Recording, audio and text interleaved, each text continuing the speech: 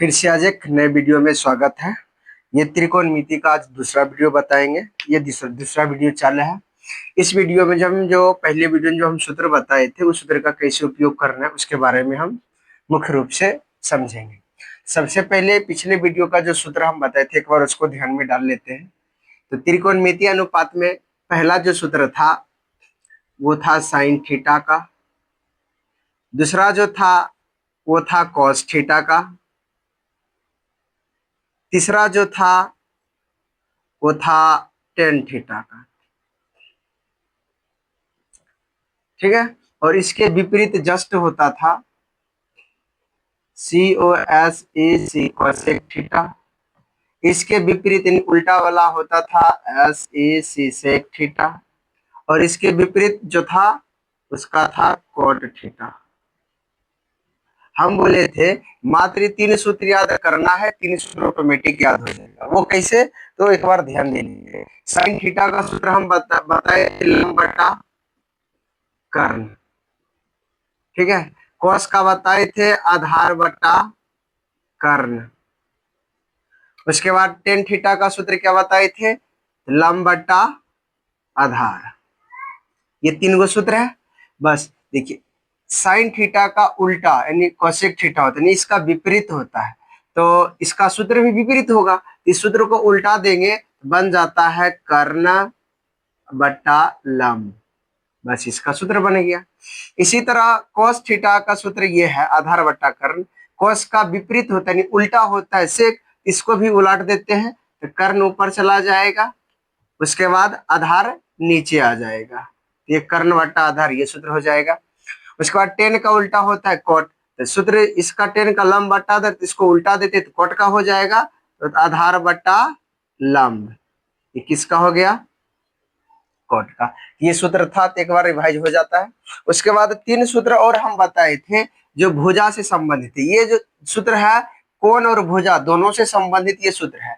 लेकिन एक सूत्र 3 सूत्र और था जो सिर्फ भुजा से संबंधित था, वो था कर्ण बराबर। कि हम बताए थे त्रिकोणमिति में जो है हमेशा समकोण त्रिभुज का ही यूज होगा। समकोण त्रिभुज में तीनों भुजा का नाम अलग अलग होता है, एक का कर्ण। तीनों सूत्र का यहाँ पे आप लोग देख सकते हैं, ये तीनों सूत्र है, ये और ये दोनों सूत्र का पहले समझते, उसके बाद आगे वाला सूत्र को हम समझेंगे।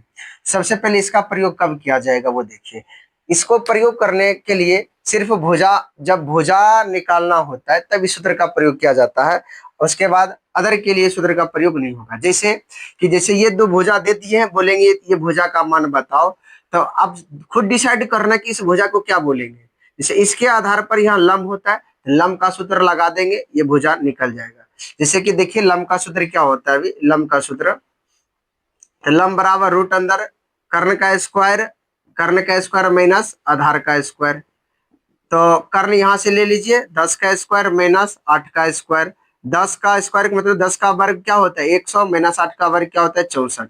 वर्ग मतलब हुआ 8 का वर्ग मतलब हुआ 8 गुना 8 बराबर 64। इस तरह से, ठीक है। इस तरह किसी चीज का वर्ग निकालने के लिए यही काम किया जाता है। उसके बाद घटाते हैं, 100 में 64 गया कितना आएगा 36। 36 किसका वर्ग है 6 का वर्ग है, यहाँ 6 लिखा था, तो इसका आंसर ये आता है। तो ये जो है ना इस सूत्र का प्रयोग जो होता है सिर्फ भुजा को निकालने के लिए किया जाता है। जब 2 भुजा दिया रहेगा तीसरा भुजा निकालना है, 2 को भुजा दिया रहेगा ये भुजा निकालने के लिए डिसाइड करना कि जो निकालना है उसको क्या बोलेंगे, लंब बोलेंगे कि आधार बोलेंगे कि कर्ण। जो निकालना है उसका नाम के अनुसार वाला सूत्र लगना है। जैसे कि अभी मान चलिए हम कर्ण को मिटा दिए, कर्ण खाली हो गया, अब कर्ण निकालना है तो कर्ण वाला सूत्र लगा देंगे। नहीं हम कर्ण दे दिए, ठीक है, अब आधार को मिटा देते हैं और लंब दे दिए है, आधार निकालना आधार वाला सूत्र लगा देंगे, मान बैठा के हल करेंगे आ जाएगा। अब बारी आता है इस सूत्र का प्रयोग कब होगा, तो जब तीनों भुजा दिया रहेगा, इस त्रिभुज में तीनों भुजा दिया रहेगा, मान लीजिए तीनों भुजा दिल है, तब हम जाके इस सब का सूत्र को प्रयोग करके ले सकते हैं। नहीं किसी 2 भुजा दिया है तो इस सूत्र से कोई जो भुजा नहीं दिया है वो निकाल लेंगे, तीनों भुजा निकल जाएगा। उसके बाद हम इस सूत्र का प्रयोग करेंगे।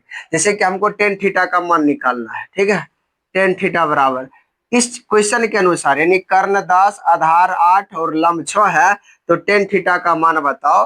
तो टेन का सूत्र लगाते हैं, लंब बटा आधार, टेन का ये सूत्र लगा, तो यहाँ से देखिए लंब 6 और आधार 8, 6/8 काटिए, 3 दूना 6, 4 दूना 8 बराबर 3/4 इसका हो जाएगा।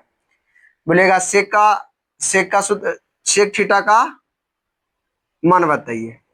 तो सेक थीटा का सूत्र क्या होता है, ये ध्यान रखिए, कर्ण बटा आधार।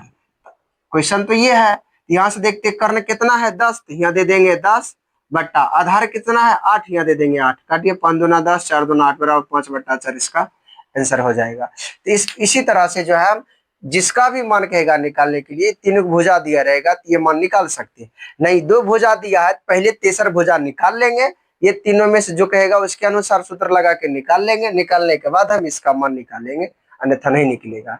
ये तो आप चित्र के माध्यम से समझ गए। अगले वीडियो में हम जो है आपको भाषा वाला क्वेश्चन को लेकर समझाएंगे, ताकि अगर तीनों भुजा नहीं हो दिया रहेगा तो इसका भी मान निकल सकता है। कैसे निकलेगा वो अगले वीडियो में जानेंगे। और अगले वीडियो में ये भी जानना है कि अभी जितना भी हम मान बताए सब नीचे वाले कौन से बताए, दोनों कौन से मान निकलता है, ये नीचे वाले कौन से भी, ऊपर वाले कौन से भी। क्या अगर ऊपर वाले कौन से मान निकालना है तो क्या सूत्र बदलना पड़ेगा, क्या ये सूत्र बदलेगा या सूत्र वही रहेगा, जाएगा लंबाधार हो जाएगा। इस सब की जानकारी जो हम अगले वीडियो में देंगे। और ये वीडियो जो है यहीं पे अब समाप्त होता है। पहला वीडियो नहीं देखे तो आप जाके यूट्यूब पर पहला वीडियो देख सकते हैं।